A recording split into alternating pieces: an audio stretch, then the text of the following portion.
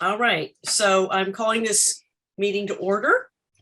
Roll call, obviously Edna has taken care of all that. So Edna, thank you for that. Sure. So our first action item here is approval of the agenda. Does anyone have anything that they want to add to the agenda for this evening? We good? No.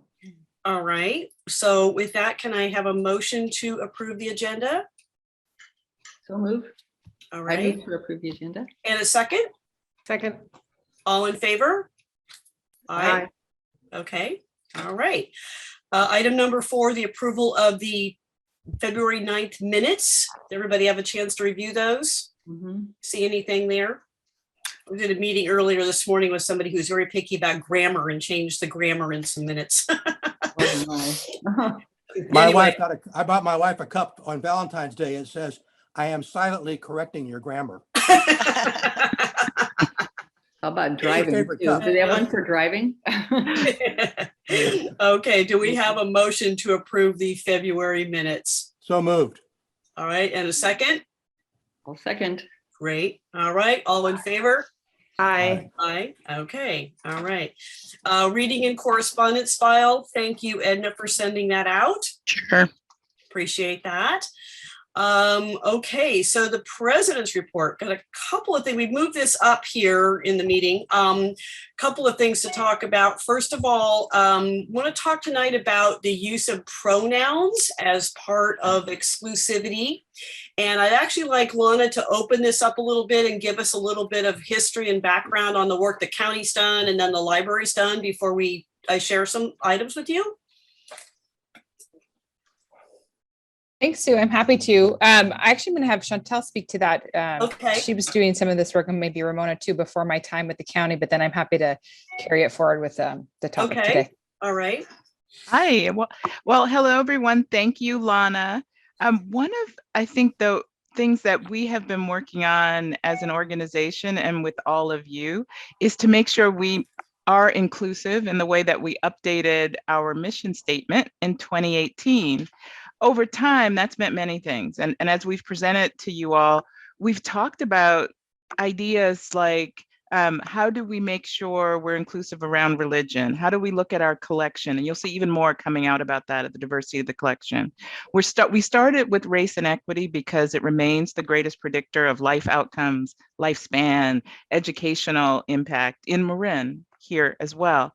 One of the conversations that we started to have, though, inside the organization, and when we were in agenda planning and talking about how we all move together, you all with your overall eye on the organization and some of the work and information that we've all been putting together here as staff, something that's important to us, and those of you who may have looked at some of our email stamps, you see the name and title and things like that. Beyond that, you'll often see, oh, and it's embedded in my Zoom email. You'll see pronouns. And that's because now, as we continue to grow our awareness over the last 20, 30 years, and certainly over the last 10, we recognize that everyone who may present as male or female or have been born male or female may not identify that way now. And it's important to say, what are ways that you'd like to be referred to? What pronouns do you use? And for those of us who feel congruence with whatever gender you were born into, perfect. Thank you. For those of us who feel congruence with whichever gender you were born into, one of the ways to be an inclusive leader and to be an ally is to always use our pronouns so that it's not only those who don't feel or present with less than the usual congruence. So what we've done inside the organization is ask everyone to add to their email stamps and whenever possible, identifying themselves with pronouns. Pronouns are important for us as allies, for us as people who may not identify in congruence with the gender we were born with. It's respectful to use pronouns in the same way. If you get someone's name and I identify myself as Chantel Walker and you say, may I call you Chantel, or would you prefer to be Ms. Walker? When in doubt, you can always use they. And I think for me at least, it's something that we're working on, and I'm always working on. I grew up in Louisiana and we would say, "Hi guys, how are you doing?" If I do that without thinking about it, I may be excluding people. So saying they, how are they doing? And we do this pretty naturally. I had this conversation, I was laughing with Sue and with Lana. I had this conversation with my daughter and we were talking about pronouns. She was one of the folks who actually brought it up in her early school years. They're already learning about it differently. And we talked about how when we see a coat somewhere, we'll say someone left their coat because we don't know who it was. So beginning to use, if we're in doubt and we don't know how someone wants to identify, they is perfect. For all of us with our email signatures and our Zoom IDs, identifying the pronouns that you prefer. And also really thinking about that. How do you identify a multi-gender, non-gendered group? And so using they, folks, how are y'all doing? I also grew up in Louisiana, so y'all worked. Yeah. And some people may say, well, that's not grammatically how we refer to folks. I think one of the most useful things that I've seen written about that is on the 57 bus. The author who wrote that book and talked about a young person who identified as they really went into in great detail a framing. So if you want to read that intro, a framing on why leaning towards inclusion is important, especially around gender and around how people would like to be called. So what we thought we'd do today briefly, and thank you, Sue, thank you, Lana, thank you, everyone, and I'll offer Ramona also any comments, is open for you all what we've been doing inside the organization. This is a conversation that we've had in one of our 1-hour webinars about equity. We would open that inside the organization and open it, invite all of you. And if some of you are thinking about how do I do that on Zoom, if you just go to the more piece and then add the parentheses and pronouns in, that would work well. And then we can all practice and get better at making sure that our language is inclusive and our approaches are inclusive if we're in the ally position or not. So I will leave it there. Ramona, did you have anything that you want to add to this? No, I mean, I think it's just great that we continuously learning and, you know, making mistakes and correcting them and all of that is part of our equity work. And this, you know, is just part of it. And so definitely invite the commission to join us in our journey in inclusivity, and know that you all are huge supporters of this work in the library. So thank you. Thank you. Thank you, Sue. Thank you, Lana. Thank you, Chantel. That you gave more than I expected. I was like, whoa, okay, good. That's great. We also got found a little video. It's a short video, less than a minute, that really talks about someone saying this in their own words. So an affected party saying this in their own words that we thought would be helpful to share. So I'm going to share my screen, and maybe this will help a little bit more.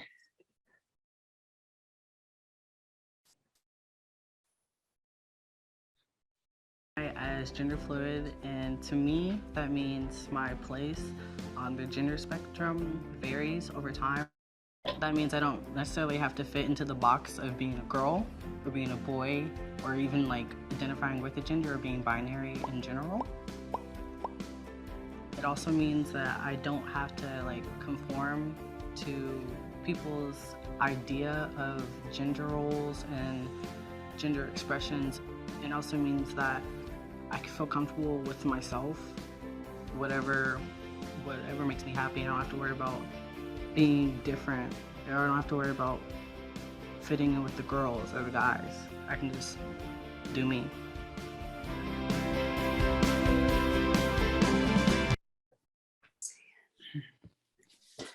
I said it was short, but we hope that helps round out the conversation. And really this, you know, as Chantel said, we invite you to share in our conversation and growth with it.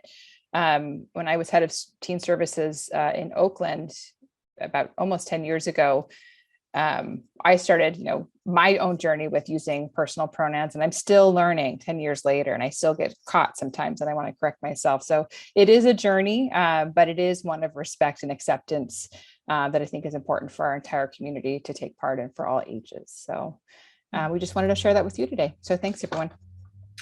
Thanks. Okay, thank you.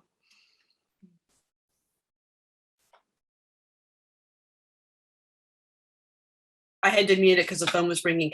I've used you guys for years, and I've been trying to use y'all. And somebody said to me, "You're not from the South, are you?" Immediately went to that, So anyway, thank you for that explanation and sharing that today. That was great. I use y'all a lot.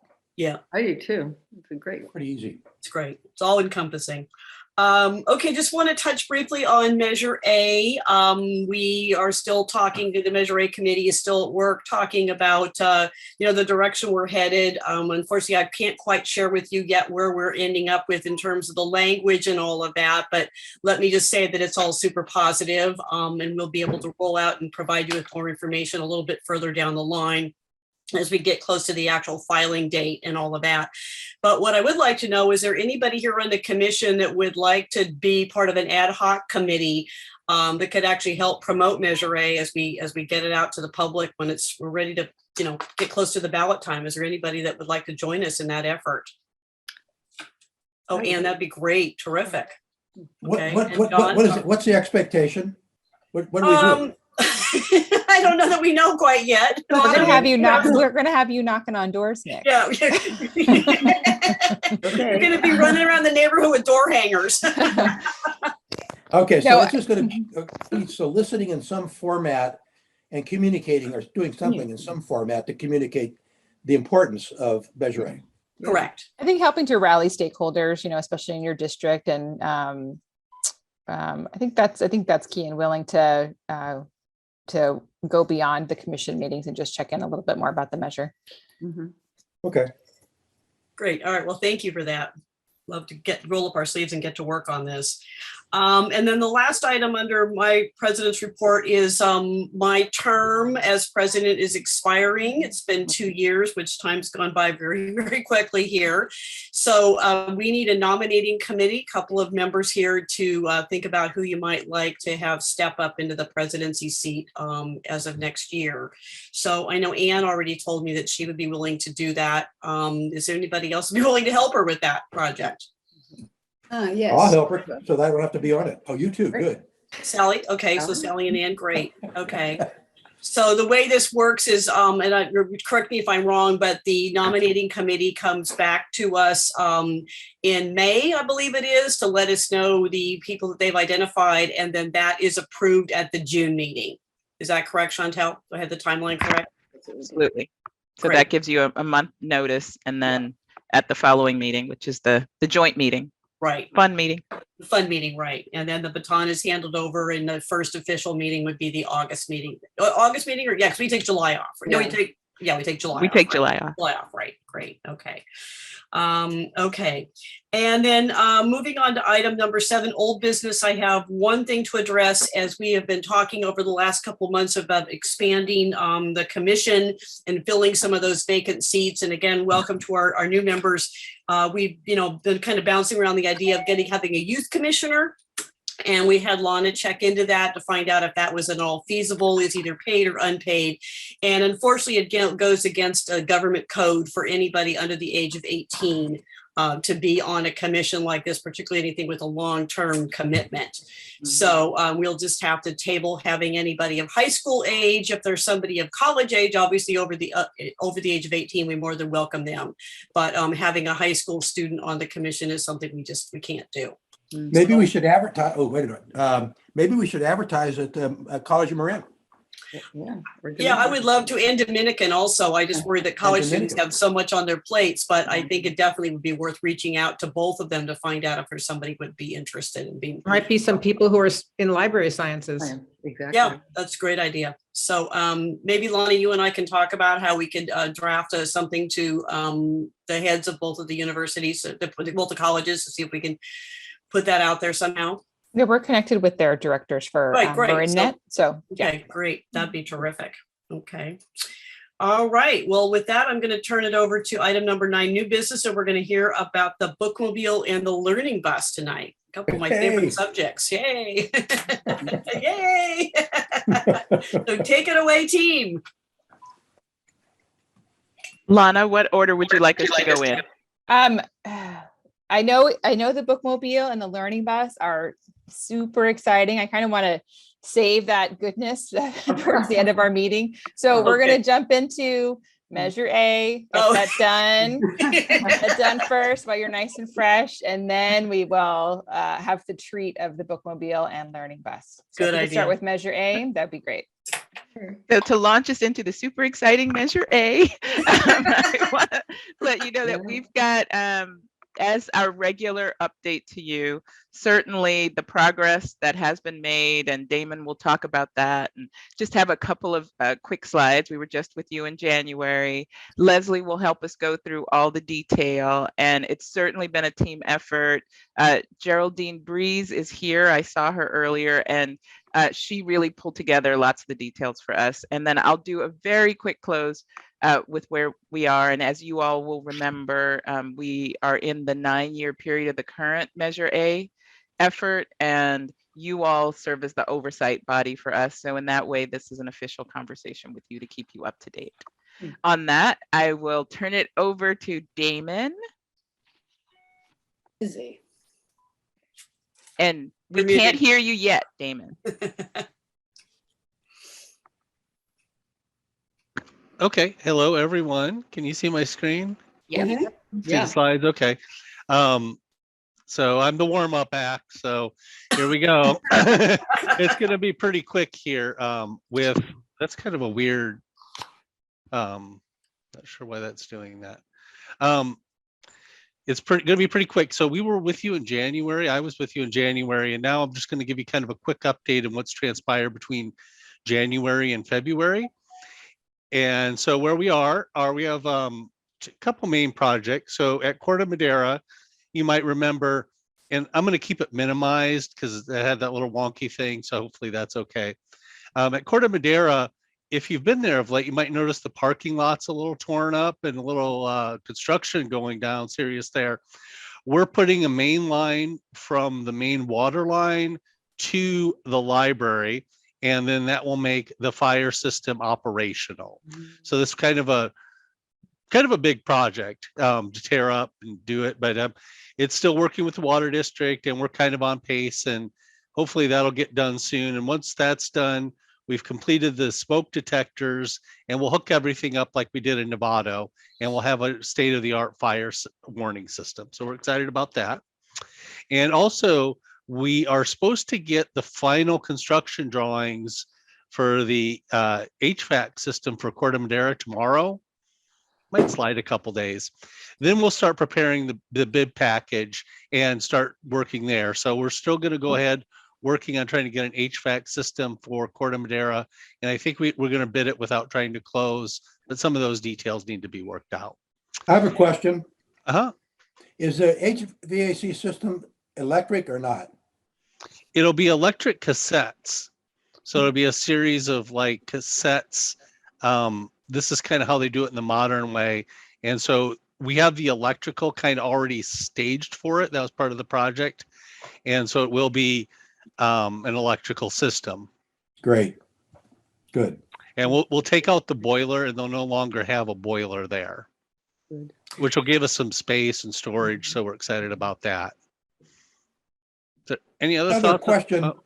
Another question is, are we paying for all this? Does the water district do pay for anything? Just out of curiosity. I'm sure they don't, but I'm just curious.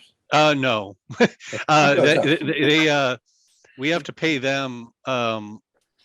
Geraldine might have the detail. We had probably about $30,000 Wow. to tap their water line and run the line and get the permits and the water approval and that whole process. Okay. So I'm not concerned about the details. I'm just curious whether they pay for anything and they don't. yeah, I wish I had a better answer on that one. Okay. Thanks, Damon. And we want to get this done quick to get that parking lot open, and that if you go there where you see this road construction sign, that's where it's coming in. So I think that's kind of quick on Corte Madera. So I'll move on to Fairfax. And Fairfax is our happy location, and we've made great strides in the last 2 months. So I'm very excited about Fairfax. So, over the past few years, you've heard me talk about the garden. Here's the garden right here. Again, the plan. Last Tuesday, we had a bid walk, and we had about 10 prospective landscape people looking at the project, going over it. So we should be getting bids by the end of the month, and then we'll go through a process to award and do construction. And we have pavers. This was the first bid walk I've ever done where a member of the community came. They were so excited about the project, asking about details. They cared enough to look.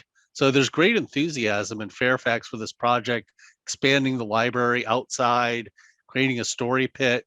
It's really taking off in the community. We even met with some people who had some input on the plants from some organizations. So it's been a great process. So once we get going, it should be about 60 to 90 days to complete. So that's the exciting one. And also we're doing a fire life safety system at Fairfax as well. That will have a bid walk next Tuesday. And what we're kind of thinking now, there's a lot of variables to work out. We would do the main water line type of thing we just saw at Corte Madera. We would do that in August. And it would have a little smaller impact. It's coming in on one side of the building. So we think that'll have less impact. And then we'll work on the interior work, probably December or January. A few things have to fall in place before that's, written in stone. So that's Fairfax. And so that's exciting. And so again, real quick presentation. And so that's all I have, unless you have any questions or comments, and we'll turn it over to some of the budget. Sue? Damon, I had a question. How many Oh. papers have we sold? I think Chantel might have the I exact have number. that of hundreds. information. Do you? Yeah. Okay. You knew I was going to ask that. I did, yes. We try to think of you all and prepare in advance for some questions that we know might come.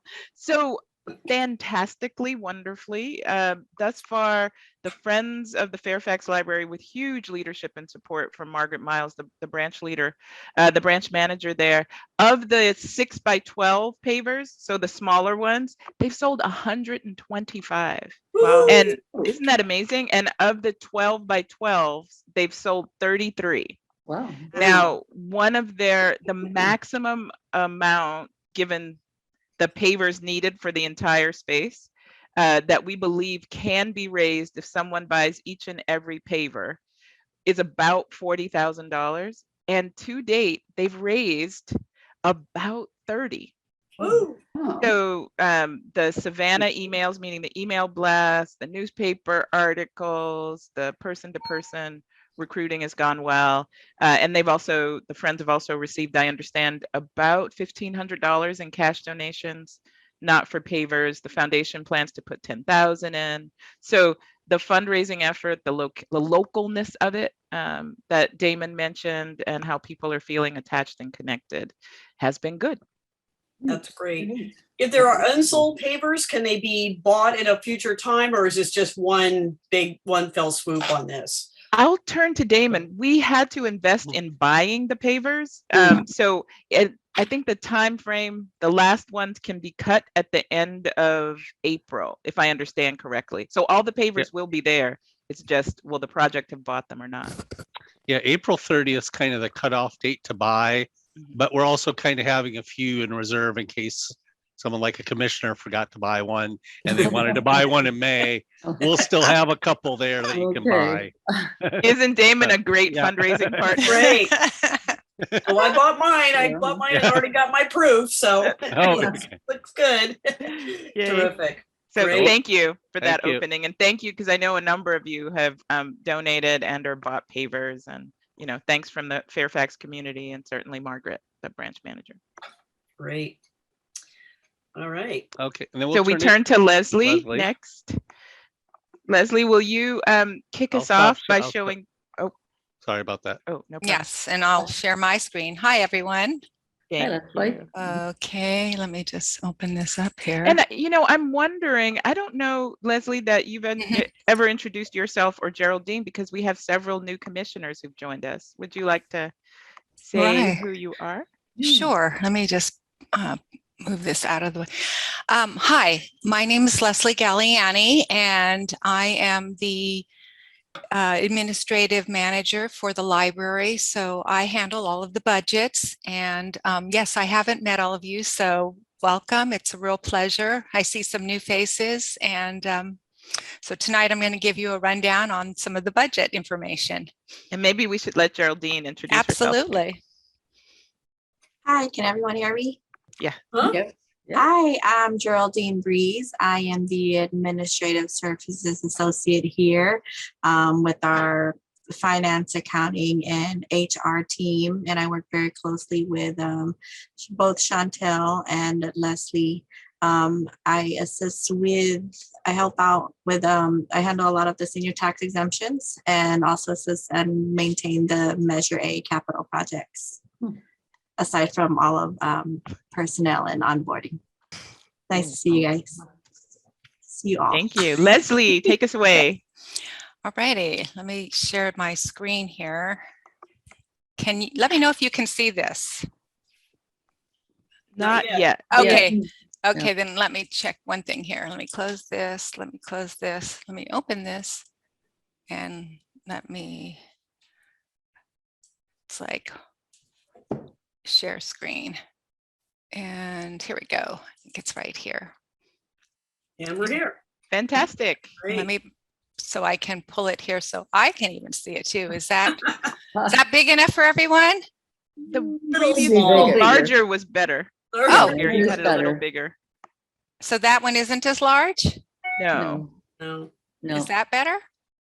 Same. Not yet. Yeah. Not yet.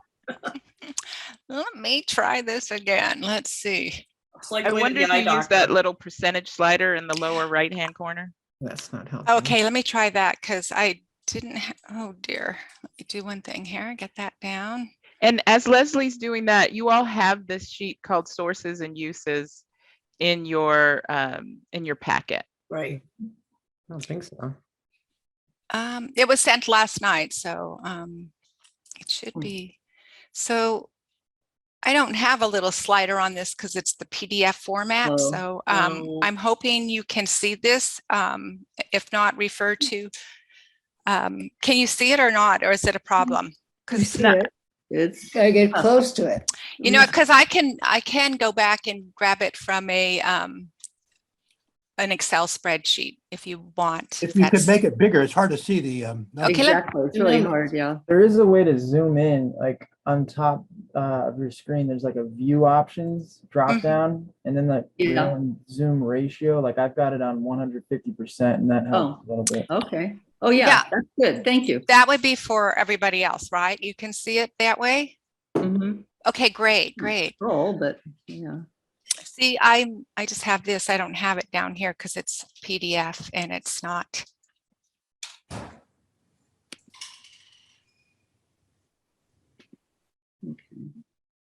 I didn't get it. I can get it, but I can't scroll in, but you just go back up and click in and out. I just want to make sure I heard the comment right. Did everyone receive this last No, I night didn't around get it. 5 No. p.m.? No, Oh, no. Mm-mm. So Nick, Claudia, I don't remember seeing it either. Ann, Yeah, No. not, yeah. Now, none how of it. did you do that? Because I'm going to have to do it for and every one Daniel, of you didn't these. receive it either? I went into view. Okay. Edna, can you, or Diana, can you resend, make sure the commissioners are on the list? Yes, let me send them again. Okay, thank you.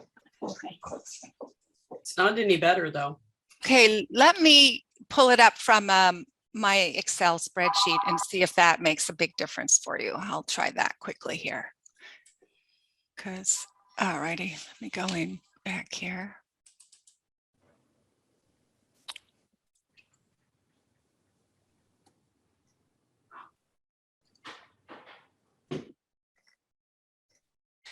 If nothing else, Leslie, we'll be able to hit the highlights verbally. Yeah, that's fine. yeah. Okay. I'm not, yeah, okay. Do you want to speak to that chart? Okay, yeah, let me go back then, because this is, Yeah. screen sharing has stopped. Okay, let me try. Sorry about this. It can be nerve-wracking. Not I to worry, we're all apologize. on these constantly. fine. Yeah, Okay, we're all on these. Things happen. Okay, well, let's see. Here we go. We'll try it again. I'll open this up. And I think I need to share my screen again. Yep. Yeah. And here we go. So my apologies that it's not that big for everybody. Actually, I got my reading glasses on. I can sort of see now. There you go. I don't know. So but, you know, it's fine. basically what you're looking at is it's the same report that I have been showing everyone in the past. We have at the top our Measure A funds and how much per year. And then on the right-hand side, we show how much is allocated via other sources. So hold on one second. Yes. Oh, thank you. Thank you. Sorry about that. Anyway, we thought we would change up the format just slightly. It's the same amount, same dollar amounts. These are all the expenditures of Measure A. But what we did is that we put them all together. So on the right-hand side, it's by branch. So you can see how much has been expended to date under each of the various branches. So it just makes it a little easier. All of these numbers too actually come from Geraldine's reports, and mine could be slightly different, maybe just by 1%, and that has to do with timelines, her doing it at a slightly different time than mine. And when I picked them up, some of the numbers hadn't been put into mine. But other than that, this is accurate. And I can show you, or I don't know if Geraldine wanted to show her summary report, but this is what I get the numbers from her, and she goes into detail about every one of the projects. So everybody should have a copy of that as well. Are there any? She's just left. So Oh, I okay. thought she was done. Okay, then I will quickly show you 30 seconds here of what hers looks like. And I think the key takeaway here is over the 9-year Measure A period, we're absolutely on track with spending what was the first 7 or so years allocation of $500,000 per year from Measure A. So at that point, it was 20%. And last March, you all approved as our Measure A component to shift how we invested so that we could add more to facilities. We recognized that we were underspending on facilities maintenance. And so this year, we've certainly already committed. This shows you only what's expended, but we've certainly already committed that $1 million and are fully on track to have fully expended all of the Measure A facilities funds over the next probably 18 months. And right now, we're also using fund balance and continue to do that into the future to upgrade our facilities sufficiently to support the public need. Does anybody have any questions about this? No. No. Okay. Possible. Let me share my screen again here. Okay. And Leslie's going to move us on to the 5-year projections. Right. Good. Bigger print. Hopefully. Can you see that?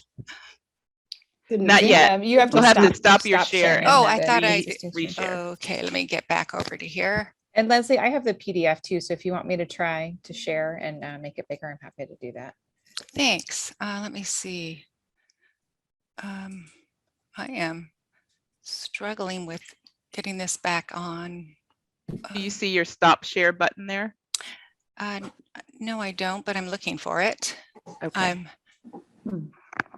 I'm only seeing a small portion of the screen. That's might be why I'm trying to see it at the top here somewhere. Let's see. Okay. There, hey. Oh, that's much bigger too. Oh, wow. I just switched the view. Which okay. PDF do you want us to pull up? Okay. Too big. very good. I like this. I can actually read it. So what's the document you want me to pull up? Okay, Leslie? it's a 5-year projection with Measure A. If you just pull up that one, that'd be really helpful. Okay. All right. Yeah. Good. Got it. Thank you. Okay. Yes, you're welcome.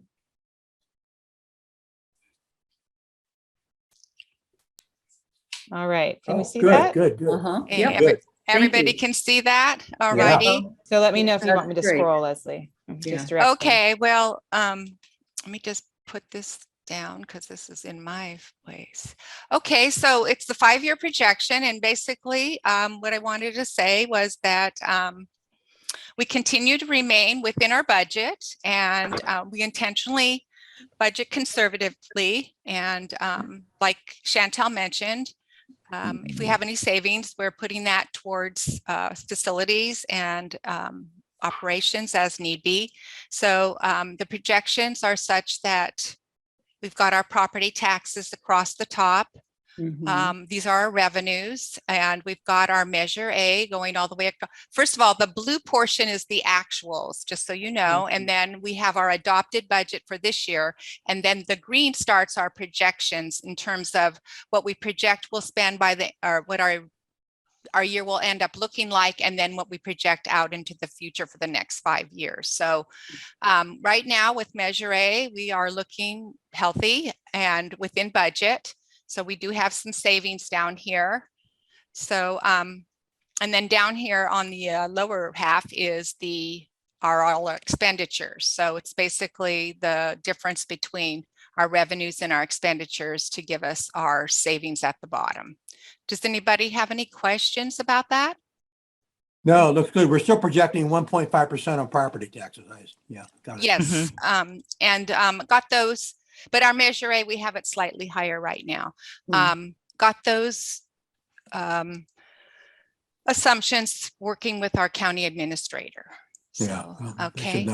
I actually have a question. As we're looking forward into the next years with, with the assumption that Measure A is going to pass, and I know we've had to spend a lot of money, particularly in Novato and in Corte Madera with facilities and all that.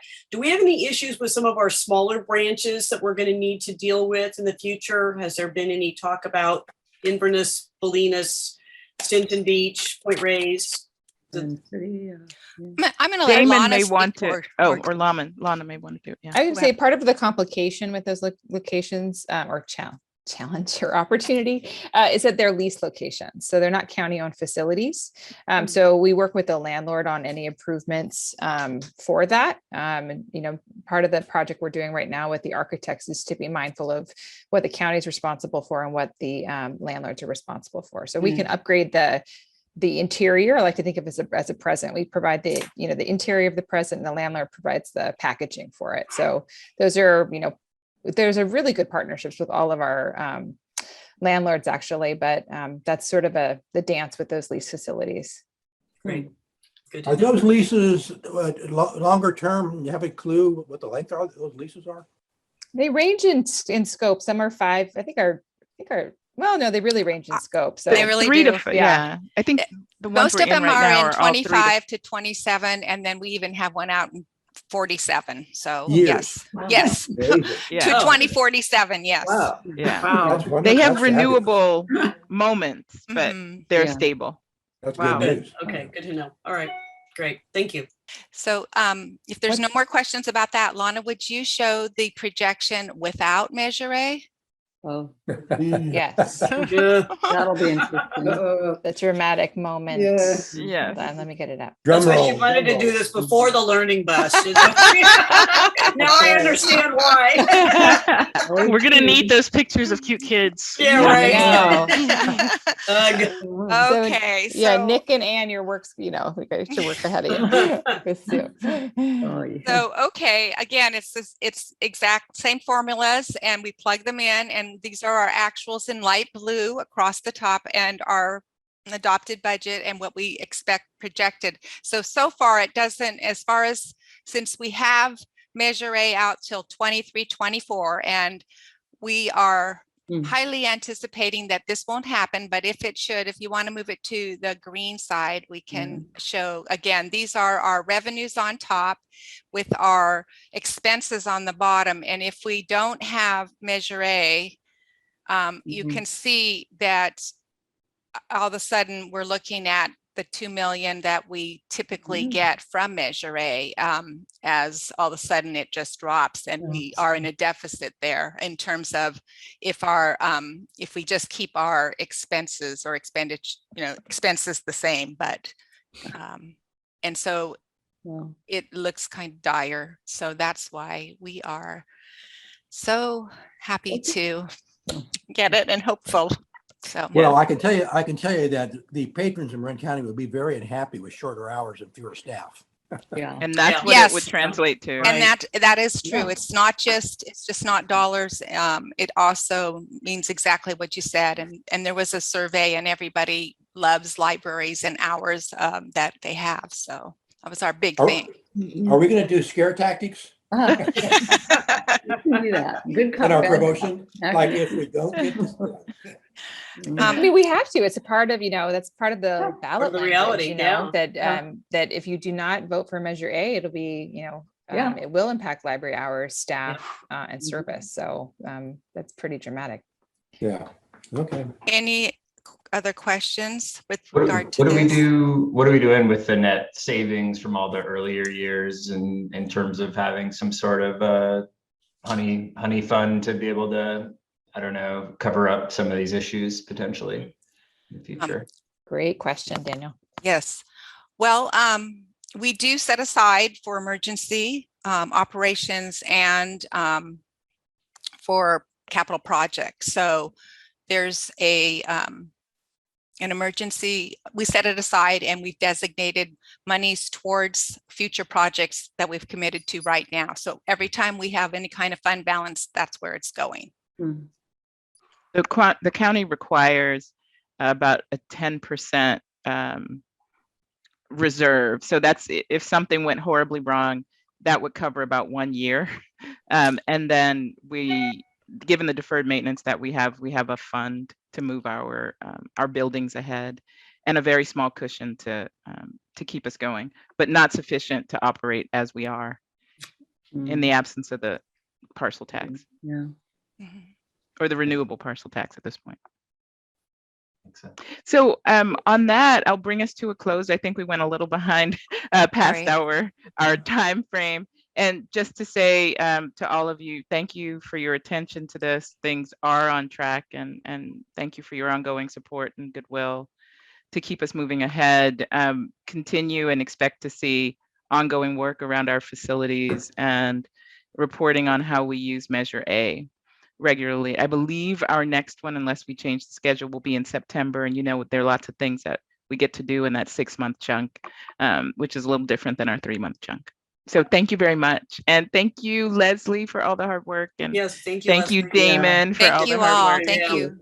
Thank you, Geraldine. And thank you, I think she's still on the call. And thank too. you, That's right. Thank you, Geraldine. Geraldine. Absolutely. For all the, for all And the if any really commissioner detail. did not receive the packet, we just resent it. I believe Diana resent it, but reach out to Edna and/or Diana, and we'll make sure you have it. Thank you. Thank That's you. great. Yeah. All the detail and the accountability, lots goes into it. So thank you. Great. All right. So now we're going to go into the fun stuff. Ouch. Sorry. All right.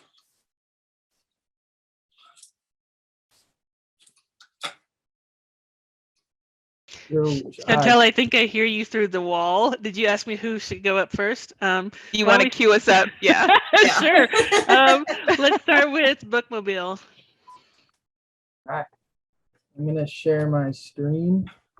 My name is Jesse, and my guy Neil is with us too. Sorry, I was just trying to unmute myself. Hopefully I've done that. Can you all see that? Yes. All right. And can you hear both of us? Yes. Yes. Okay. I just want to say really quickly that the Bookmobile has cute pictures of kids and senior citizens. So just keep that in mind for the Measure A Okay, good. assault. Okay, there's a few people here who know me. For those who don't, my name is Neil Vickers. I'm the Community Library Specialist for the Bookmobile.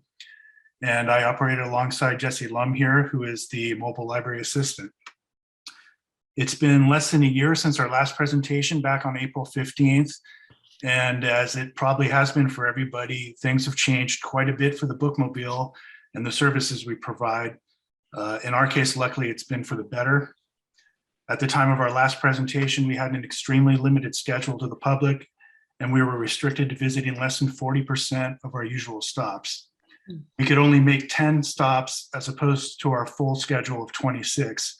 And while at those stops, Since we couldn't have patrons on board, we had set up a table in front of the bus to provide curbside service.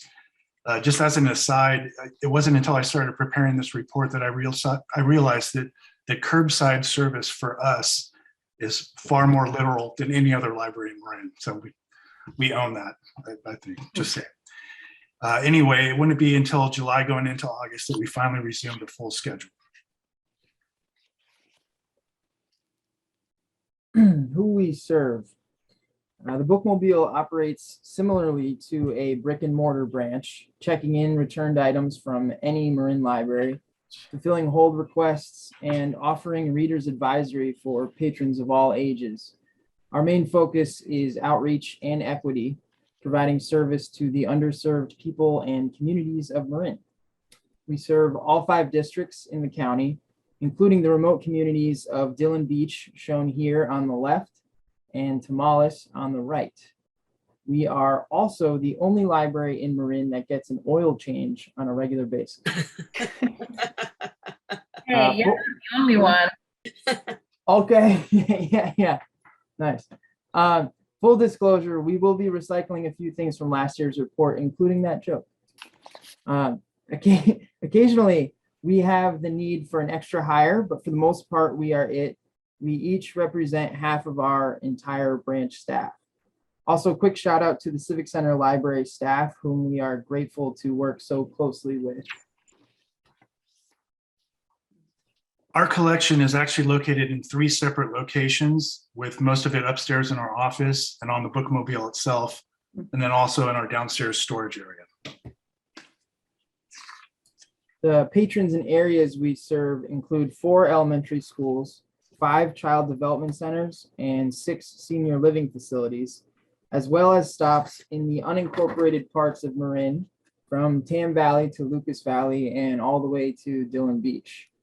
In West Marin, there are a number of dairy ranches that we go to, all involving long dirt roads and the occasional stubborn cow blocking our way.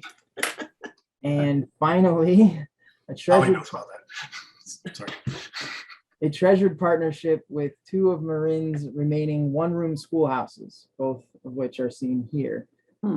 Lincoln School on the left is currently the oldest continuously operated schoolhouse in the entire state of California. Wow.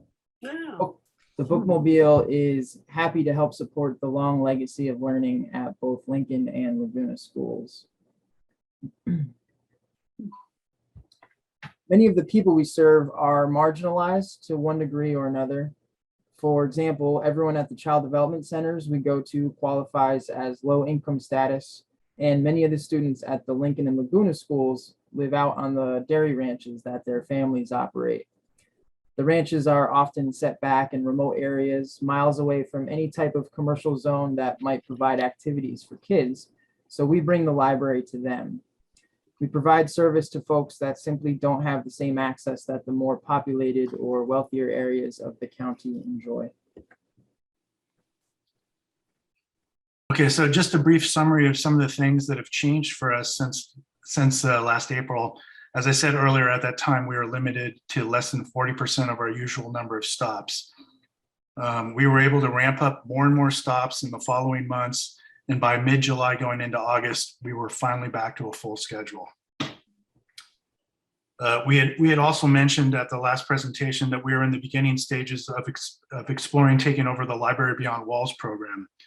1 month later, it had been officially absorbed into the Bookmobile's purview, along with 2 new sites, a stop twice a month at Tamales Elementary, and after a very long absence, a return to Nicasio Elementary School for visits on the first Thursday of every month.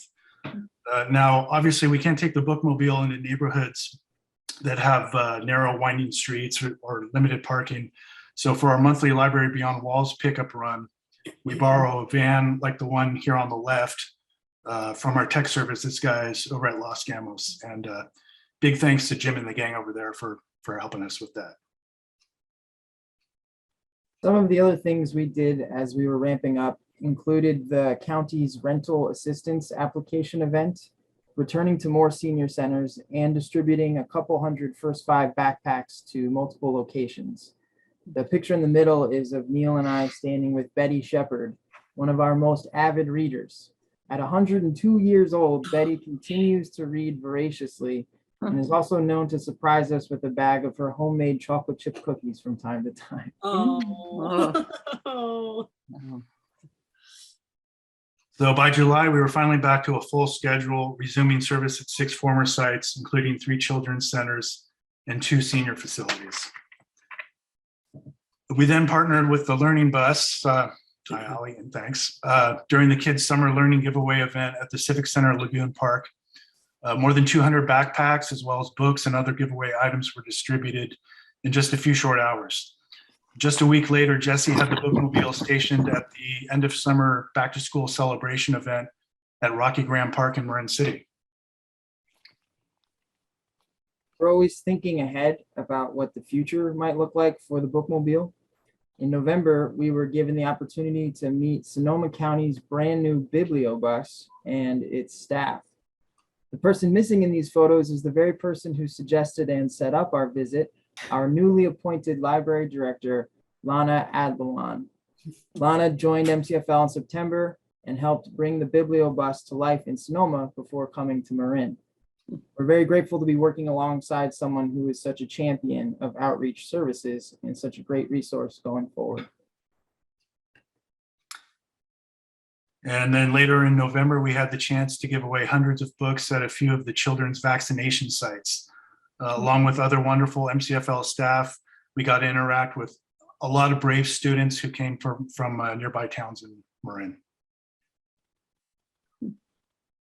One of the highlights since I joined the bookmobile team in January of 2020 was bringing Circus Dynamics to 3 of our West Marin schools this year.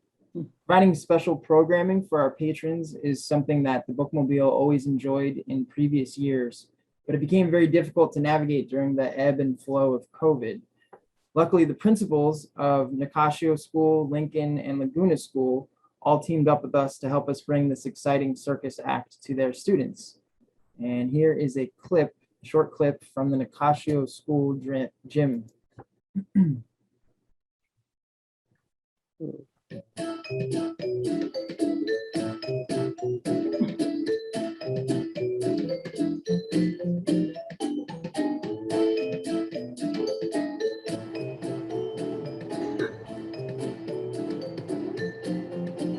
Wow. Huh.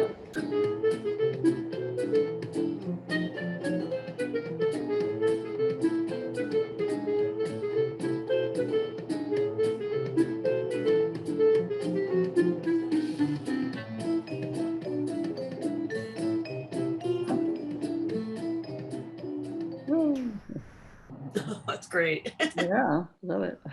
Yeah, we'd like to give a big, huge shout out to Nicasio principal Barbara Snekovic, who offered to host the performance on Nicasio's campus. And for all 3 schools, this turned out to be the first special program event they had experienced in over 2 years, and they had a blast. No kidding. A lot of fun. Yeah.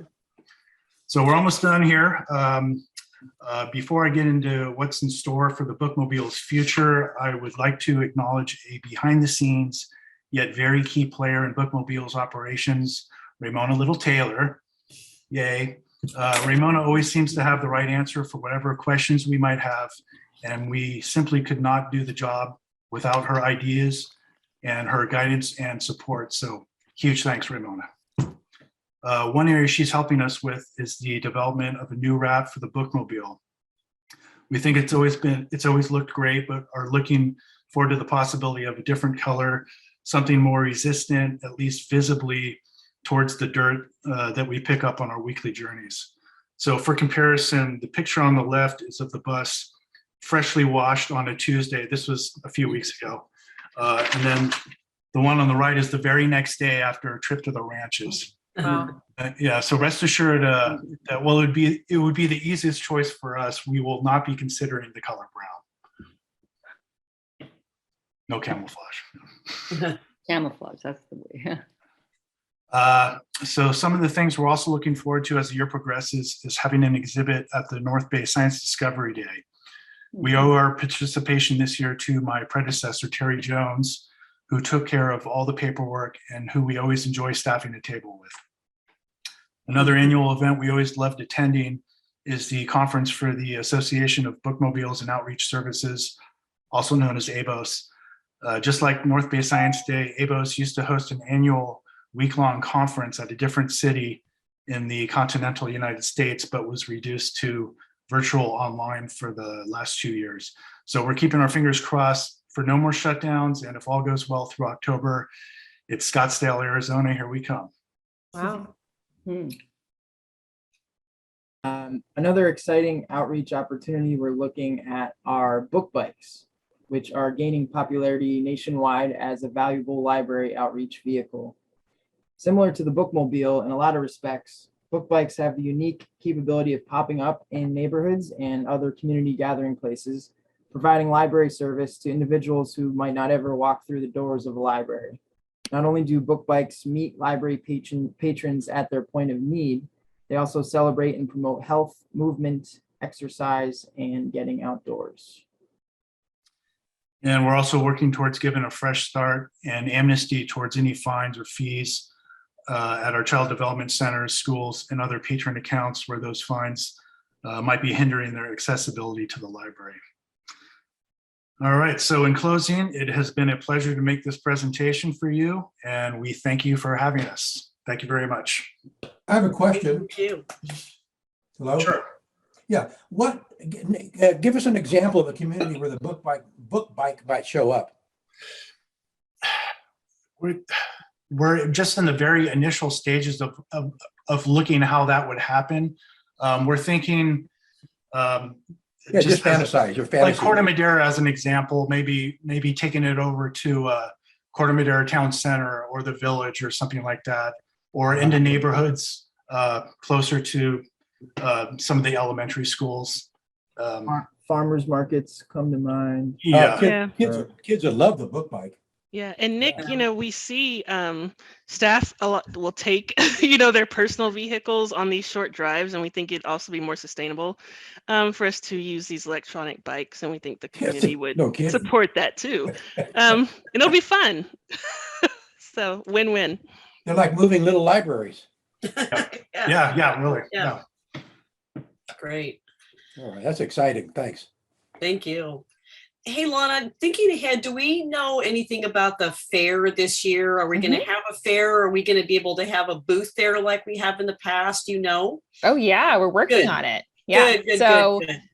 In some of my conversations with commissioners, we've talked about the fair. I know Anne has done the fair before. And, if any of you are interested in joining our table or booth at the fair, we will gladly have you. But yes, we are planning to participate in the fair and hopefully be next to John, who's going to have a lot going on at the fair. So we're working with John and all his technology equipment to really have a great showcase at the fair. And we hope to have the learning bus. I think we still have to work some things out about where we'll be parking and being at the fair. But yes, a great presence. Great. Well, good to know. Terrific. All right. Well, thank you for all those reports. Now I guess we'll turn it over to you, Lana, for your director's report. We actually have one more presentation. Remember, this is the topping. This is the learning bus. The learning bus. All the positives after all the numbers for Measure A. So I will take this opportunity to really thank Neil and Jesse. From the first slide, I'm just in love with the presentation and all your work. So I'm just in love with the learning bus. And so Alejandra, take it away. Hello, everybody. My name is Alejandra Cruz, and I am the program coordinator for the Learning Bus. I'm going to share my screen. Are you able to see this? Yes. Okay. Good. All right. So I'm just fighting with my screen over here. Okay, there it is. All right, so I'm here to talk to you all about the Learning Bus and everything we've been doing this year. I'm really excited to be here. I almost forgot that I was meeting you all, so I'm glad to be here. Let's see. Okay. So my colleague Maribel, she's our program assistant. She couldn't be here today because we have an event tomorrow at the Point Reyes Library, which is where I am now, and she is getting us ready for it. So I'll tell her you said hello. So the Learning Bus is for mobile preschool. We offer free drop-in preschool classes all around the county. This bus is 2 years old now, and unfortunately, it hasn't seen a lot of children inside because of the pandemic. And so that makes us very sad. We have found ways to serve our community and continue to bring early childhood education and early literacy directly to them. We are currently offering outdoor programming all around the county. We are in Novato, Santa Fe, Canal, Marin City, San Geronimo, Point Reyes, Bolinas, and Tomales. And you can kind of see some of the activities that we're doing, and you can see some of the children in action. So typically we set up, we bring out this mats and toys and books and all kinds of activities. And at first it was a lot of work because we travel in the bus, but we have to bring bins with all our goodies and come in and out of the bus. But you know, we figured it out, and it's been working out great. We currently have pretty steady set of families who join us every week. And it's just been absolutely wonderful to be able to actually see children and see families and continue to bring the preschool experience to them, especially because throughout the pandemic, we were not able to do this. I mean, we're still in the pandemic actually.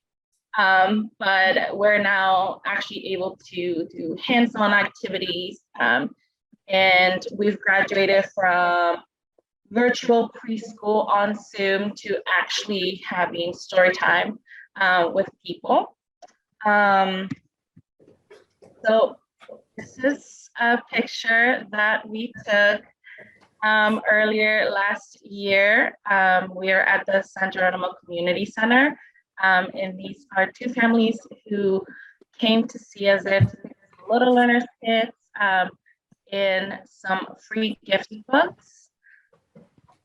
So all of last year, we continued to deliver Little Learners Kits, which is play-based learning activities that children get to keep. You can see in some of the pictures here, some of the activities were Play-Doh or bingo games, sewing and lacing, gardening and growing your own flower, making slime, sensory bottles, stamp. And so we would travel around the county and we would bring these to families. We often saw the same people every time. There was a lot of drive-throughs, especially out at the Tamales pantry.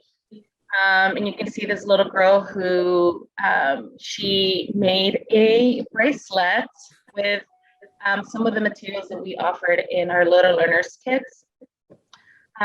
So, you know, we did over 1,600 Little Learners Kits in the last year, and every time we also offered gift books, and we gifted over 3,000 books with the kids, which is really amazing to be able to build these home libraries for children, especially because they were still at home and just supporting parents as their primary teachers for their children.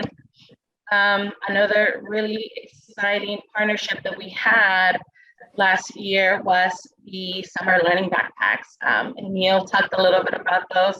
It was a really fun, huge team effort. We collaborated with the first 5 to bring these early learning backpacks to children under 5 years old in order to help prepare them for school.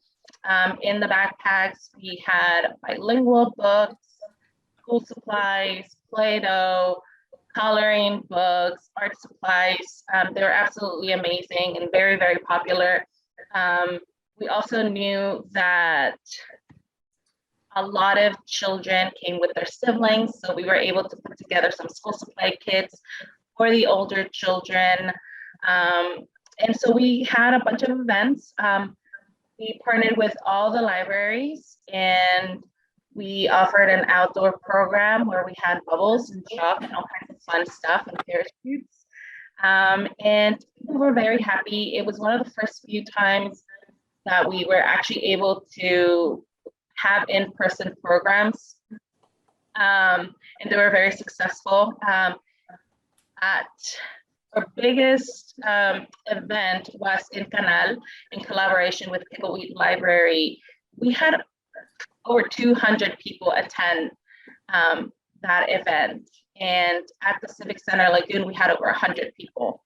And I believe that at the Novato Library it was also around 100 people. So it was really a lot of work, and it was a huge team effort. People were really eager to be outside and have story times and their hands on some learning materials. You know, Bookmobile and Learning Bus does a lot of collaboration, and you know, we're always involved in all the outreach that is happening within the library. And one of those other things was the vaccine outreach to help support vaccination to children 5 to 11 years old. You can see some of the beautiful selection of books that we had for them. And we also created this library prescription cards that children received, and they could take to a library, and this is how they can get a new library card. And all these efforts helped to strengthen our partnership with the Marin Community Clinics. I actually just met with a pediatrician at the Novato Community Clinic, and we're talking about how can we bring more books into their space, but also to their families. You know, we want to help support early learning and literacy at home, and at the same time, we're offering, you know, wraparound services and promoting learning and promoting the library. So this is a very, very exciting project. We're hoping that Learning Bus is going to be able to support the Novato Community Clinic by continuously having gift books for them in their space. What they truly need a lot of bilingual or Spanish books for children, and we're really good at choosing those for them and bringing it to them. We also talked about possibly partnering with visits during the health hubs that they have. So they do sort of health fair on Thursdays at the Novato Clinic. So maybe the Learning Bus will be visiting there and offering some services and gift books, of course. Huge part of what Learning Bus is doing right now is supporting our Little Learners Grant, which we, MCFL and Learning Bus was awarded from the California State Library. And we are leading efforts there to enrich and beautify little learner spaces, which I'm going to show you some pictures. So basically, we want to bring play and learning into the library, and we want to make these very beautiful and fun and inviting spaces where children can just come and play and learn and engage in our libraries. Another one of our goals was to strengthen our partnerships with new agencies and with current partners such as First Five Marin, Parent Services Project, Marin Community Clinics, Healthy Families Home Visitors Program. We're actually currently in the process of assembling 800 Little Learners kids for their 60 families, so that they can provide them throughout the year for them. So that is just one of those huge things that we're doing for the Healthy Families Home Visitors Program. We're also in the process of helping them get library cards for all of their families and for the home visitors. So that's another way in which we are offering wraparound services all around the county, by offering program and resources information, collaborating with play groups such as Baby Gym in Point Reyes and Colinas, always collaborating with our other branches, with MCFL, bringing direct services to families in their neighborhoods, in their communities, and always, doing more outreach and equity work. With this grant, I really truly believe that we are laying the foundation for the future, and I'm going to show you why. So these are some of the pictures of some of the additions that we have made to our Little Learner spaces in the libraries. We really are thinking outside the box and dreaming big. The Marin City Library has a play kitchen in their library. And on Monday, I was there and a little girl came in with her dad and she quickly turned to the play area and she grabbed her face and said, "I can't believe it." And she immediately started playing. And Diana Lopez, our wonderful Marin City Library manager, has been giving me all these updates. And I'm just so proud of the work that we are doing and the system are good for you. Library, of children being able to really take ownership of the spaces, because the spaces are for them and they are learning about life, they are learning about libraries, and they're just getting ready for school and socializing and reading and playing and learning. Another thing that was really, really sweet is we got these dress up carousels and the kids are already dressing up. This little boy over here, he's dressed as an astronaut and he was really happy about it. So I just wanted to share it with you.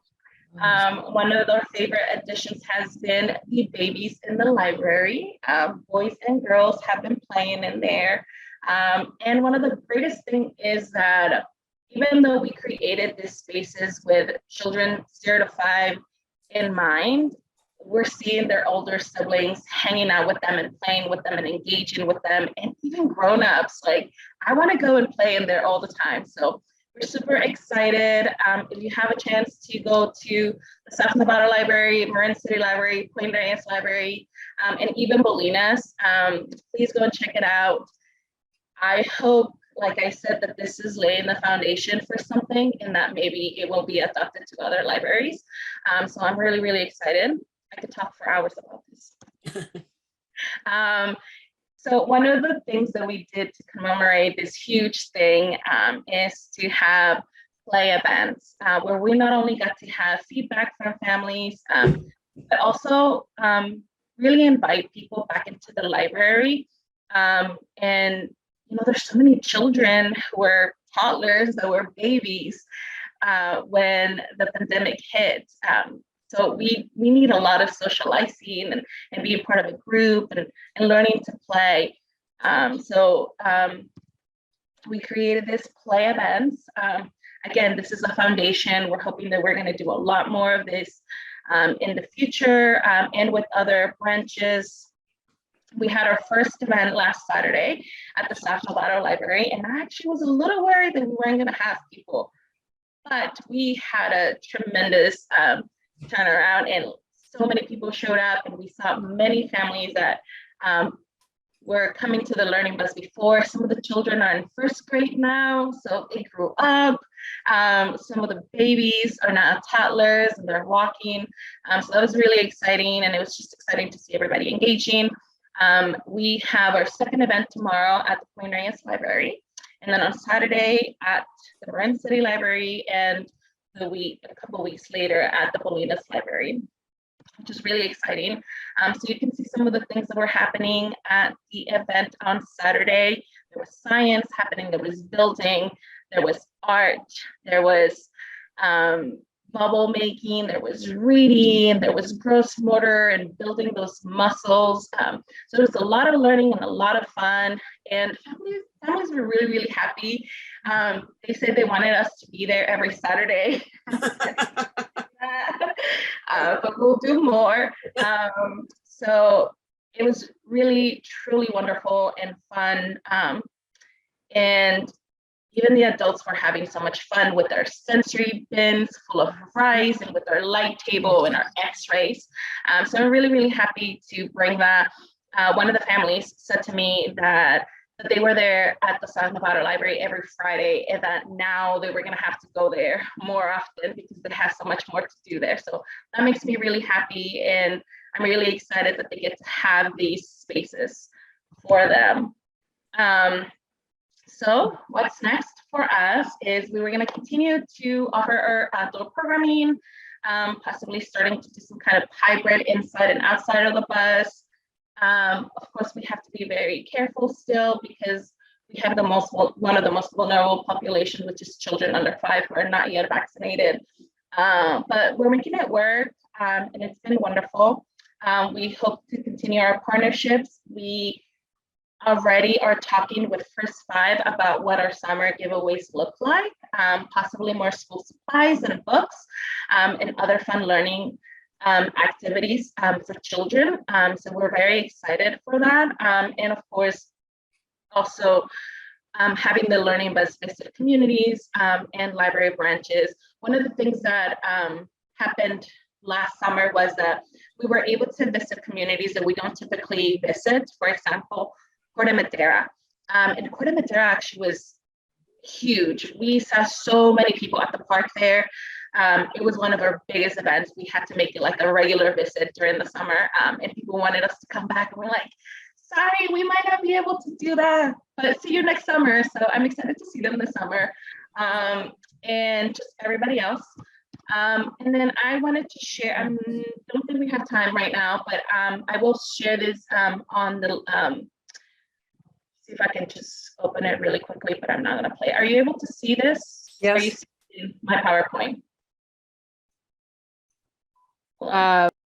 We cannot see the video. We just see your PowerPoint, and we can also send this by email. We'll We're respond. gonna share it by email. But we were able, are you seeing it now? Oh my God. So we were able to partner with the Exploratorium, and they're doing a online early childhood festival, and they did a beautiful video with us where we talk about everything about the Learning Bus and everything about tinkering and learning through play. So please check it out. It's really, really cool. Yeah, if you could send us that link, that would be great. I'll definitely send that link to you. Terrific. Thank you. Wow. Fantastic work. That was fun. Yeah. Wow. Fantastic work. Wow, that's How do fun. the communities know Did a when good you're job. coming to their area? We have pretty strong connections with the families that we were seeing before the pandemic. So there's a lot of word of mouth. There's a lot of us getting to know the families. We do a lot of texting families just because that works for everybody, or calling families. You know, we have our schedule posted. There's certain communities where we have to be careful how much we advertise. For example, Novato, like if we did huge advertising in Novato, You get too many. have a class there every day and not serve everybody. Yeah. But then there's, you know, other communities where we need to advertise a little bit more, like in Bolinas and Point Reyes. So, you know, taxing, people see us driving, and it's really hard to miss our vehicle. You definitely see that bus coming wherever it is. And, you know, partnership with other agencies like Parent Services Project, First 5, home visitors, the community clinics, the library branches. So those are some of the ways we do that. And the Learning Bus is The learning bus schedule is always posted online as well and on Facebook. Okay. Great. It's always one of the best reports we get. Thank you so much. I'd like to bring some smiles and some cute kids for you. Great, thank you. All right, well, Lana, it's your time up now. I'm going to be really brief. I just want to take a moment just to thank all the staff that are on the commission meeting today. We have a large group of staff. So thank you all for bringing information about your work and then being here for the meeting as well. So I appreciate your time and efforts. I am glad Alejandra mentioned the play event. So we said Point Reyes tomorrow and then Marin City, so District 4 and District 3, if any of you want to see the learning bus in action. And then part of the play events, we're also holding community chat events, and this aligns with our community survey that closed. We're following up in person. So anyone who didn't have a chance to take the survey, we're connecting with attendees at the program to say, you know, again, what do you think about us? What do you love about the library? What else we should do? So those are happening at the play events at the one in Point Reyes tomorrow and the one in Marin City. Coming up to District 2, there will also be a community chat in Fairfax. That's happening on March 18th from 10 to 10:45. That's an outdoor story time, and I'll be there as well. Maybe reading some stories, maybe doing part of the story time. So I really am looking forward to that. I will say I took my twin to their first ever library event with the learning bus on Saturday. So they were the first group of MCFL staff to meet the twins. And they were, you know, they're only 15 months. They could not wait. I mean, my daughter pretty much wanted to drive the bus. So it's a really great service and just so much engagement from families. There were tons of families there and it was really wonderful to see. So kudos to all the work that the learning bus does with those events. And just to, I think I covered community chats and just to highlight a lot of the things I mentioned in my director's report, we have a ton going on, you know, community survey follow-up, our capital projects that Damon mentioned, our interior refresh project, and then the RFID project. So we are very busy working on so many great things to improve the library system and keep it at the level that everyone loves about us. So thank you all. That's it for me. Oh, I'm sorry, I did forget one thing. Next month will probably be our last meeting on Zoom. The Board of Supervisors will probably, I'm seeing some hand claps, applause. The Board of Supervisors will most likely go away from hybrid meetings. So once they make that switch, they're able to do that now because of the public health order. Once they make that switch, all commissions will need to meet in person. So you will get a survey from me in the near future, and we'll follow up on some of the conversations I had with you about what you want to see from the commission meetings, what you need going forward. So we'll let you know more information for the April and May meetings, but April will most likely be Zoom. Great. And I believe our May meeting is usually scheduled to be a field trip out to one of our West Marin branches. I think it's Stinson Beach was on the schedule, so we'll have to figure that out. But it would be great to be able to get out and support some of our smaller branches and see each other in person again. It would be lovely. That'd be lovely. I want to say one thing. Sure. Lana, the library is beginning to remind me about an octopus. It's everywhere. It is everywhere. I mean, that's what's so great about this presentation. I mean, the bookmobile and the learning bus go so much farther beyond our physical buildings and really do that reach and connection. And you can hear the enthusiasm of the staff. You know, this is beyond, you know, just a job. It's really from the heart and those connections and investment in communities. So again, just thank them for their work and commitment to that. And I think these are some of the great things we probably need to figure out how to talk to the community about when we're talking about Measure A.